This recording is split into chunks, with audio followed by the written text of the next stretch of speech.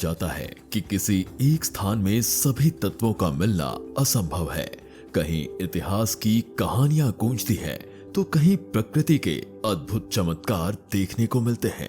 कुछ स्थल अपनी वनस्पति और जीव जंतुओं की समृद्धता के लिए जाने जाते हैं, तो कुछ अपनी सांस्कृतिक धरोहरों के लिए।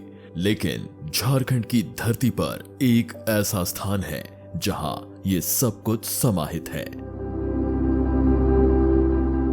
ये वो भूमि है जहां इतिहास के खोए हुए राज्य अपनी गाथा सुनाते हैं, जहां खंडहरों में समय ठहरा हुआ प्रतीत होता है और हर चट्टान वीरता की कहानियां बयां करती है, जहां की प्राकृतिक छटा ऐसी है मानो स्वर्ग स्वयं उतर आया हो, जहां जंगलों की गहराई में दुर्लभ वनस्पतियां अपनी अलग दुनिया रचती हैं और जहां की नदियां जीवन का उत्सव मनाती हैं। झारखंड, जहां प्रकृति अपने गोद में सुकून का एहसास कराती है, जहां पहाड़ों की ऊंचाई, घने जंगलों की हरियाली और बहती नदियों की मिठास यहाँ की पहचान है। यह भूमि केवल खनिज संपदा से समृद्ध नहीं है, बल्कि अपनी प्राकृतिक सौंदर्य और धार्मिक धरोहरों के लिए भी प्रसिद्ध है। आज हम आपको झारखंड के उस क्षेत्र में लेके चलेंगे जो इसकी खूबसूरती का एक अद्भुत उदाहरण है। हम आपको सैर कराएंगे पलामू प्रमंडल के कुछ धार्मिक और पर्यटन स्थलों की, जो अपने सांस्कृतिक, प्राकृतिक और धार्मिक महत्व के लिए भी प्रसिद्ध है। झारखंड की वो भूमि है पलामू। पलामू जिला केवल प्राकृतिक सौंदर्य ही नहीं बिखेरता, बल्कि यहाँ का हर कण इतिहास, संस्कृति और वन्य जीव का अद्वितीय नजारा प्रस्तुत करता है। पलामू झारखंड की आत्मा है, जहाँ अतीत और वर्तमान एक साथ सांस लेते हैं और जहाँ का हर दृश्य मानो किसी कविता का जीवंत चित्रण करता हो। पलामू जिला का मुख्यालय डाल्टनगंज का हर कोना प्रकृति और इतिहास की कहानियां सुनाता है। यहाँ की कोयल नदी अपने निर्मल जल और सुरम्य तटों के लिए प्रसिद्ध है। नदी के किनारे की गई बेहतरीन लाइटिंग और शांत बहाव से ऐसा लगता है मानो प्रकृति ने यहाँ अपने हाथों से चित्रकारी की हो। दोस्तों और परिवार के साथ शाम में यहाँ समय बिताना एक अविस्मरणीय अनुभव देता है।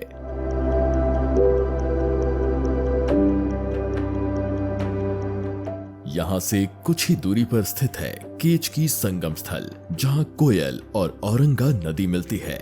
सुबह के समय यह स्थल अद्वितीय सौंदर्य का प्रदर्शन करता है। पर्यटकों की सुविधा के लिए बनाए गए वॉच टावर और रेस्टोरेंट इसे और भी आकर्षक बनाते हैं। पलामू स्थित बेतला नेशनल पार्क एक अद्वितीय वन्य जीव धरोहर का केंद्र है, जहां प्रकृति और जीवन के अनगिनत रंग एक साथ समाहित हैं। ये पार्क प्रकृति के अपार सौंदर्य और जीवों की अनकही कहानियों का घर है। यहाँ के घने जंगल, ऊंचे ऊंचे पेड़ और ठंडी हवाएं एक अद्वितीय अनुभव का निर्माण करती हैं। और मैं हमेशा यहाँ बेतला आते रहता हूँ, क्योंकि यहाँ पे जो प्राकृतिक माहौल है बहुत अच्छा माहौल है। जंगल का वातावरण है, यहाँ पे रेस्टोरेंट है, होटल्स हैं, जो सुविधाएं हैं यात्रियों के लिए। मैं खुद भी कभी कभी नाइट स्टे करता हूँ, ताकि यहाँ का जो प्राकृतिक वातावरण है, शुद्ध हवा है, काफ़ी अट्रैक्टिव है, लोगों को काफ़ी मज़ा आता है यहाँ पे। I'm coming here for the first time and I had a very good experience here in Betla. I would also encourage people to come here and explore. We stayed in tree house and it was a lovely experience and my kid also enjoyed a lot. इस park में बाघों की दहाड़, हाथियों के झुंड की चहलकदमी और हिरणों की मूक दौड़ एक अलग ही आकर्षण पैदा करती है। बेतला में मौजूद मोर, बंदर, तेंदुआ, नीलगाय, बाइसन, सियार और लकड़बग्घे आदि जानवर पार्क की प्राकृतिक विविधता को और भी समृद्ध बनाते हैं।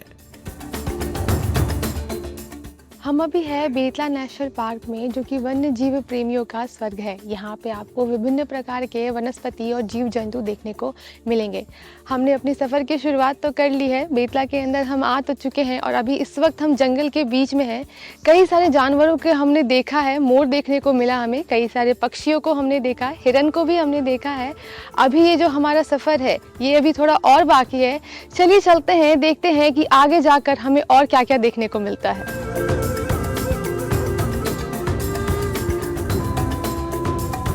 इस पार्क में जीवन का हर पहलू जीवंत दिखाई देता है।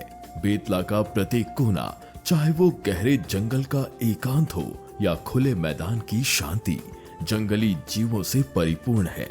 बेतला का हर दृश्य, चाहे वो शांतिपूर्ण हो या रोमांचक, एक अविस्मरणीय छाप छोड़ता है, जो पर्यटकों को एक अनोखा, रोमांचक और अविस्मरणीय अनुभव देता है।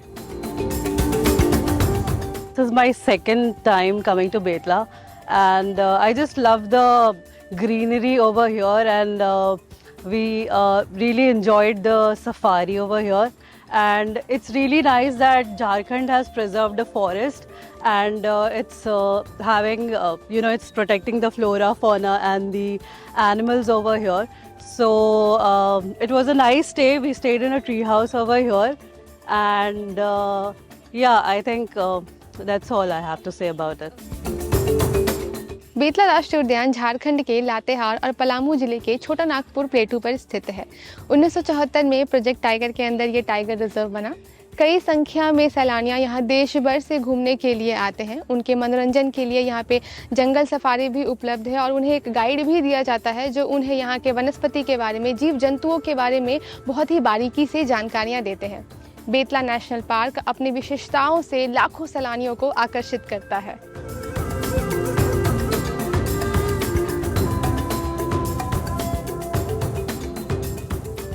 कुछ कहानियां ऐसी होती हैं जिनके प्रमाण समय के साथ भी विलीन नहीं होते।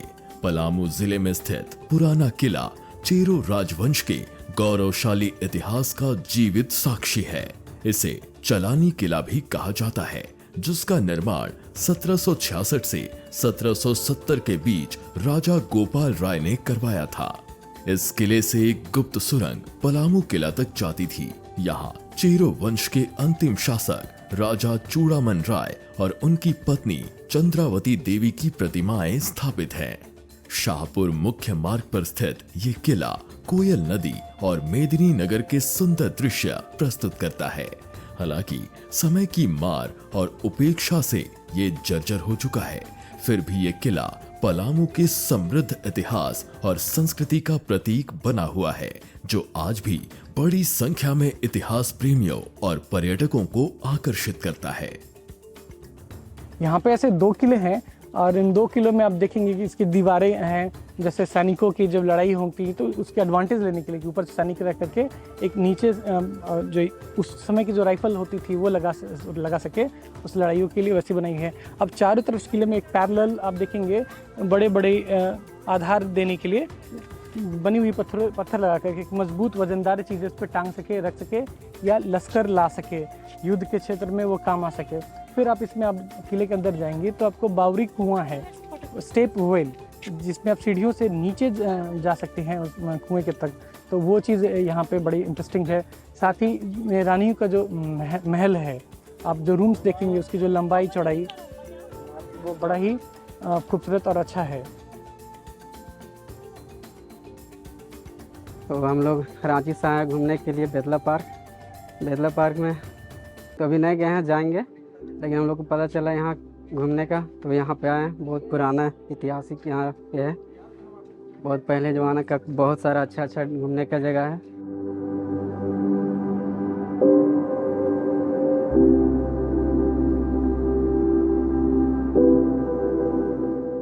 वहीं दूसरी ओर घने जंगलों के बीच स्थित पलामू का नया किला अपनी अद्वितीय स्थापत्य कला और ऐतिहासिक गौरव का प्रतीक है। पहाड़ी की चोटी पर स्थित यह किला चारों ओर फैले जंगलों और औरंगा नदी की प्राकृतिक सुरक्षा से घिरा है।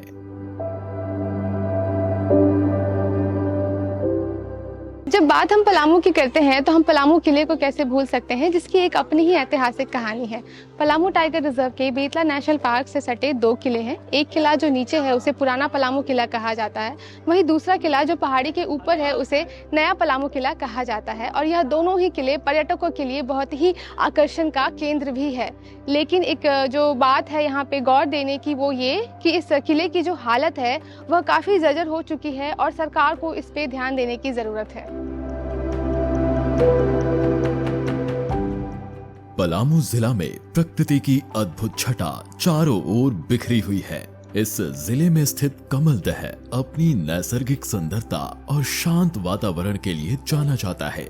जलाशय के बीच स्थित यह स्थान किसी चित्रकार की कल्पना से कम नहीं लगता। इस स्थल का आकर्षण बढ़ाने के लिए बीच में बना है एक सुंदर गजीबो, जहां बैठकर आप प्रकृति के संगीत का आनंद ले सकते हैं।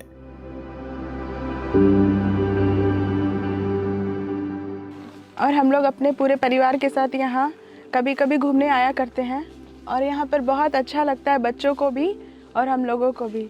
यहाँ पर बहुत अच्छा नेचर है और बच्चों को भी बहुत मन लगता है। पानी है, नदी है और यहाँ पर फैमिली के साथ बहुत अच्छा लगता है।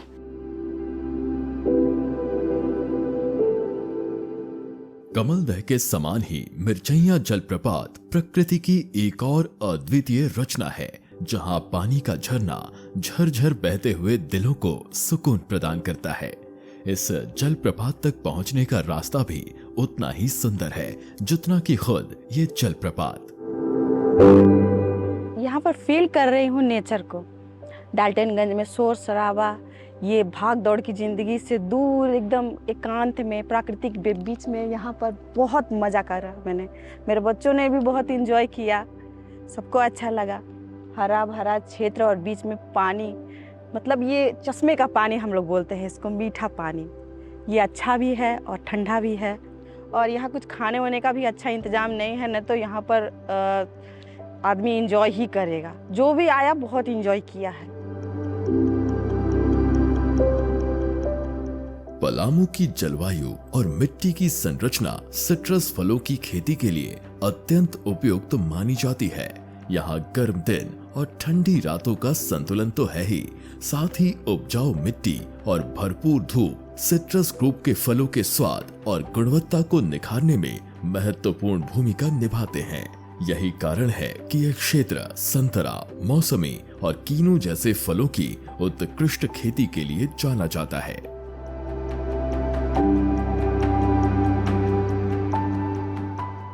ये जो आप लोग संतरे का बगीचा यहाँ देख रहे हैं, ये जो 2007 में नेशनल हॉर्टिकल्चर मिशन के तहत शुरू किया गया था। शुरू में इसको सिट्रस रिसर्च स्टेशन ही कहा जाता था, क्योंकि यहाँ सिट्रस जो है अच्छा ग्रो होता था। और अमूमन जो लोग जानते हैं सिट्रस के बारे में, नागपुर का जो महाराष्ट्र में है उसके बारे में जानते हैं। लेकिन पलामू जो झारखंड राज्य में अवस्थित है, ये भी एक ऐसा जगह है जहाँ सफलतापूर्वक जो सिट्रस ग्रुप का नागपुर हो, संतरा या कुर्ग मैंड्रिन हो या ग्रेप फ्रूट हो, किन्नो हो, मौसम्बी हो, उसकी खेती सफलतापूर्वक किसान कर सकते हैं।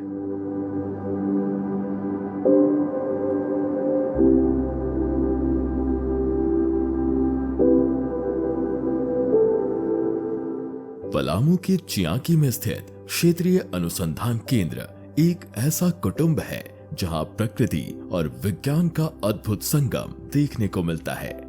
यहां 2007 में राष्ट्रीय हॉर्टिकल्चर मिशन के तहत स्थापित किया गया संतरा एवं अन्य सिट्रस फलों का बागान न केवल कृषि अनुसंधान का केंद्र है, बल्कि यह क्षेत्रीय समृद्धि, नवाचार एवं नवीन तकनीकों का भी परिचायक है।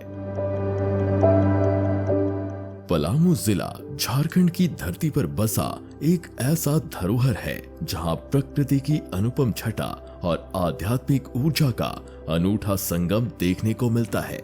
यहाँ की हरी भरी वादियों और कल कल करती नदियों के बीच प्राचीन मंदिरों का अस्तित्व हर श्रद्धालु को एक नई आध्यात्मिक अनुभूति कराता है। रांची चतरा मुख्य मार्ग पर स्थित मां उग्रतारा नगर मंदिर यहाँ की प्रमुख धार्मिक स्थली है। यहाँ मां उग्रतारा और मां लक्ष्मी की दिव्य मूर्तियों के दर्शन से मन में एक अनूठी शांति का संचार होता है। इस मंदिर में प्राचीन समय से बलि की परंपरा चली आ रही है, जो आज बकरे और कोहड़ा की बलि तक सीमित हो गई है। मंदिर के आसपास सजी दुकानों से लेकर भक्तों की श्रद्धा अर्पित करने की भावना इस स्थान को आस्था का एक जीवंत प्रतीक बनाती है। यहाँ उग्रतारा और महालक्ष्मी की छोटी छोटी मूर्तियाँ हैं निराकार, जो पीताम्बर नाथ शाही लगभग 1664 400 वर्ष पहले तो राजा ने अपने गढ़ के आंगन में स्थापित किया और वो अपने कुलदेवी के रूप में यहाँ पूजा पाठ करना शुरू किए। और यहाँ विशेषता है कि यहाँ पर फूल चढ़ाया जाता है 11 फूल मनोकामना के लिए, और श्रद्धालु लोग बैठ के उसका मतलब माता से आशीर्वाद लेते हैं और गिर जाने के बाद वो कार्य पूर्ण होता है और नहीं गिरने पर वो नहीं होता। हाँ, बहुत बार आ चुकी हूँ और बहुत आसपास के लोगों में गांव में बहुत ही इस मंदिर की मान्यता है। यहाँ जो मांगते हैं मिलते हैं। माता जागृत अवस्था में यहाँ रहती है, ऐसा मतलब लोग कहते हैं। तो जो भी भक्त आते हैं वो मतलब खाली हाथ नहीं लौटे, उनकी मन्नत उनकी श्रद्धा जरूर पूरी होती है। और एक मंदिर का इस पूरे क्षेत्र में बहुत ही मान्यता है। ये प्राचीन मंदिर है, ऐसी मान्यता है कि जो भी व्यक्ति यहाँ पे आता है उसकी सारी मनोकामनाएं पूरी होती है। ये पूरा पहाड़ी क्षेत्र से घिरा मंदिर है ये, और एक शक्तिपीठों में से एक है। तो मैं तो हमेशा आता हूँ और मेरे मन को बहुत ही शांति मिलती है। मैं जब भी आता हूँ तो मैं कोशिश करता हूँ कि आधा घंटा व्यतीत करूँ।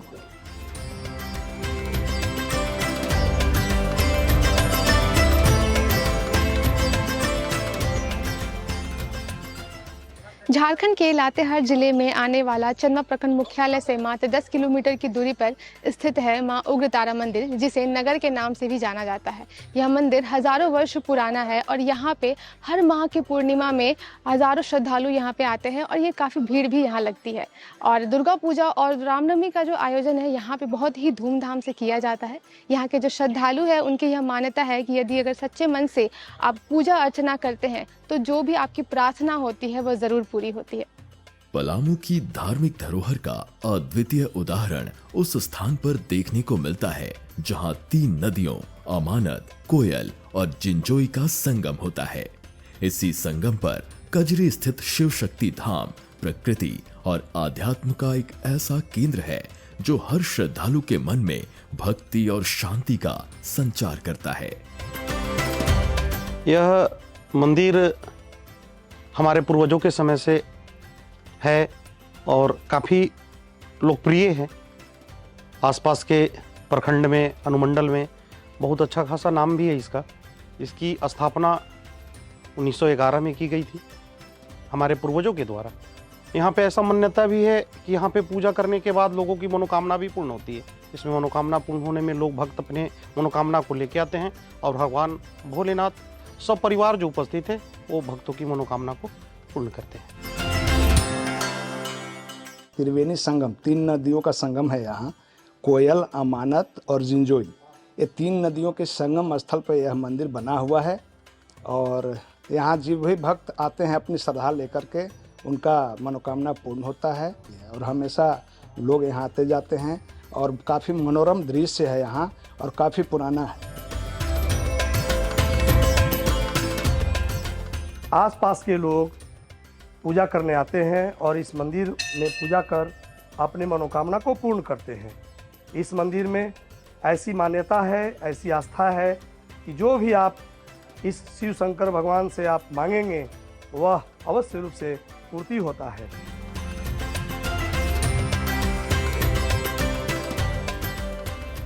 पलामू के चैगवना स्थित चेगौना धाम बाबा वीर कुंवरनाथ जी की दिव्यता का परिचायक है। ये प्राचीन मंदिर अपने अनोखे स्थान और भक्तों की अटूट श्रद्धा के लिए प्रसिद्ध है। मुख्य सड़क पर स्थित होने के कारण यहाँ से गुजरने वाला हर यात्री अपनी यात्रा को बाबा के आशीर्वाद से पूर्ण किए बिना आगे नहीं बढ़ता। यह स्थान न केवल धार्मिक आस्था का केंद्र है बल्कि आगंतुकों को गहरा आध्यात्मिक अनुभव भी प्रदान करता है। एक शब्द के अनुसार से बहुत दूर दूर के लोग आते हैं यहाँ, जो मानत मांगते हैं पूरा होता है। घोड़ा हो, चांदी हो, खांसी हो, सब चढ़ाते हैं यहाँ। नारियल प्रसाद सब चढ़ाते हैं। साल में बाबा वीर कुंवर का दीपावली का बिहाने गोवर्धन पूजा के दिन या भव्य माने व्यवस्था प्रसाद के साथ या प्रसाद का चढ़ावा होता है, या मुख्य यहाँ चढ़ावा खसी का बलि पड़ता है या नारियल भी बलि पड़ते हैं। कम से कम यहाँ भीड़ कम से कम पर डे बाबा धाम जाने के दिन कम से कम 500 का भीड़ लगता है। हम अभी आ चुके हैं चैगोना धाम, जहाँ पे बाबा वीर कुंवर नाथ की पूजा होती है। ये जो मंदिर है वह काफी प्राचीन है। इसकी स्थापना 1973 में हुई थी। एक बहुत ही खास बात इस मंदिर की यह है क्योंकि ये मेन रोड पे स्थित है, तो जो भी गाड़ी यहाँ से गुजरती है वो रुकती है, बाबा के दर्शन करती है, तभी यहाँ से जाती है। इस मंदिर की मान्यता ये है कि अगर आप सच्चे मन से यहाँ पे जो कुछ भी मांगोगे, जो भी आपकी प्रार्थना होगी, वो जरूर पूरी होगी। भारतीय मंदिरों की वास्तुकला सदैव अपनी भव्यता और शिल्प कला के लिए विश्व भर में अद्वितीय रही है। इन मंदिरों की हर नक्काशी, हर पत्थर और हर प्रतिमा अपनी एक अलग कहानी कहती है, जो श्रद्धालुओं को आध्यात्मिकता के गहन सागर में डुबो देती है। इसी गौरवशाली परंपरा का अनुपम उदाहरण है विश्रामपुर का पंचमुखी मंदिर, जो न केवल धार्मिक आस्था का केंद्र है बल्कि भारतीय शिल्पकला की उत्कृष्टता का जीवंत प्रतीक भी। 150 वर्ष पुराने इस मंदिर में भगवान राम, लक्ष्मण, सीता, राधा कृष्ण, विष्णु लक्ष्मी, भगवान शिव, गणेश जी, दुर्गा माँ और सूर्य भगवान की मूर्तियां स्थापित हैं। यहाँ की बारीक और खूबसूरत नक्काशी हर भक्त के मन में श्रद्धा और विस्मय का संचार करती है। करीब करीब पलामू जिला में सबसे सुंदर में है, पुराना भी है, और यहाँ साल में 2-4 मुख्य त्यौहार जैसे सावन की सोमवारी है, जन्माष्टमी है, हरितालिका व्रत तीज है, शिवरात्रि है, ये सब में काफ़ी लोग आते हैं। इसका निर्माण करीब 150 वर्ष पहले किया गया है और मंदिर के बनाने में 3 पुश्त लग गया। पहला पुश्त जो प्लिंथ तक कार्य किए, उसके बाद वो मर गया। उनके बाद उनके पुत्र जो हुए वो मंदिर का निर्माण कर दिए, लेकिन मूर्ति का प्राण प्रतिष्ठा नहीं कर पाए। फिर उनके जो पुत्र हुए वो प्राण प्रतिष्ठा किए। मंदिर की शांति और आध्यात्मिक ऊर्जा वो अनुभव है जिसे संसार के किसी और कोने में पाना लगभग असंभव है। ऐसी ही अनूठी शांति और दिव्यता का प्रतीक है विश्रामपुर का साईं धाम। सफेद संगमरमर से निर्मित ये भव्य मंदिर अपनी आभा और आध्यात्मिकता से हर आगंतुकों को मंत्रमुग्ध कर देता है। यह मंदिर न केवल भक्ति का केंद्र है बल्कि आत्मिक शांति और सुकून की वो मंजिल है जो हर श्रद्धालु के हृदय को गहराई से छू जाती है। हमारे मंदिर का जब स्थापना की जा रही थी, उस समय 1000 हनुमान आकर के पूरे मंदिर के प्रांगण में बैठ गए, और जैसे ही मंदिर की स्थापना हो गई वो कहाँ चले गए कोई देख नहीं पाया। यानी कहने का मतलब है कि ये जो स्थल है ये आदि काल में भी यहाँ पे शक्ति का प्रादुर्भाव हुआ होगा, तभी यह सुंदर सा मंदिर यहाँ पे बना है। Whenever I feel I'm stressed out or anything which worries me a lot, this is a place which really gives me happiness and it frees away everything, every worry from me. मुझे बहुत अच्छा लगता है जब मैं यहाँ पे आती हूँ। ये मुझे अपना घर का याद दिला देता है। यहाँ पे देवता और देवियों का मंदिर है। ये मंदिर है, मुझे ये बहुत ही सुकून देता है। मोहम्मदगंज स्थित भीम चूल्हा एक ऐतिहासिक स्थल है जहां अतीत की कहानियां और धार्मिक आस्थाएं एक साथ समाहित हैं। यह स्थान उस काल से जुड़ा हुआ है जब पांडव, द्रौपदी और माता कुंती ने अज्ञातवास के दौरान यहाँ कुछ दिन विश्राम किया था। यहाँ स्थित पुराना चूल्हा, जिसे भीम चूल्हा कहा जाता है, वही चूल्हा है जिस पर भीम ने 3 विशाल शिलाओं से निर्मित करके भोजन तैयार किया था। ये स्थान भीम चूल्हा के नाम से मशहूर है। यहाँ का बुजुर्ग लोग का कहना था कि 5000 वर्ष पहले पांडव लोग का आगमन हुआ था। इस स्थान में भीम के द्वारा जो 3 पत्थर रखा गया है वो चूल्हा बना था, और वो अपने पुत्र के लिए माता ने माड़ पसाई थी, जो पत्थर के शिला पर माड़ का निशान भी पड़ा हुआ है अभी भी। मकर संक्रांति के दिन कम से कम 5 से 10 लाख हजार आदमी का यहाँ पर भीड़ होता है।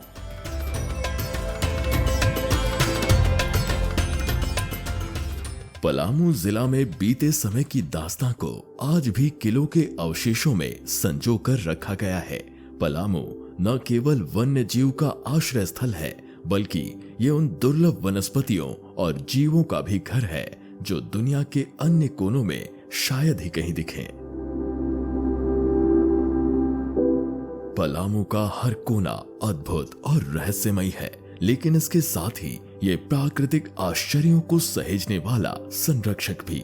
यहाँ के जंगल, झरने और नदियाँ न केवल अपनी सुंदरता से आकर्षित करते हैं, बल्कि मानवता को प्रकृति के साथ सह अस्तित्व का पाठ भी पढ़ाते हैं। झारखंड का ये अनमोल धरोहर हर आगंतुक को धर्म, प्रकृति और इतिहास के अद्भुत संगम की यात्रा पर ले जाता है। पलामू प्रमंडल झारखंड की धरती पर बसा एक अनोखा खजाना है, जहां प्रकृति, इतिहास और संस्कृति का एक बहुत ही अद्भुत संगम है। यहाँ के बेतला राष्ट्रीय उद्यान अपने हरियाली और वन्य जीव से लोगों का ध्यान आकर्षित करती है। वहीं पलामू किला के जो खंडर है वो इतिहास के अनकहे किस्से सुनाते हैं। यहाँ की जो जलप्रपात है उसकी शांत ध्वनि और सौंदर्य लोगों का मन मोह लेती है। वहीं यहाँ के धार्मिक स्थल की जो आध्यात्मिकता है वही मन को सुकून पहुँचाती है। पलामू केवल घूमने की जगह नहीं है, बल्कि महसूस करने का एक अनुभव है, जहाँ पे हर कदम पर प्रकृति और इतिहास का जादू बिखरा हुआ है।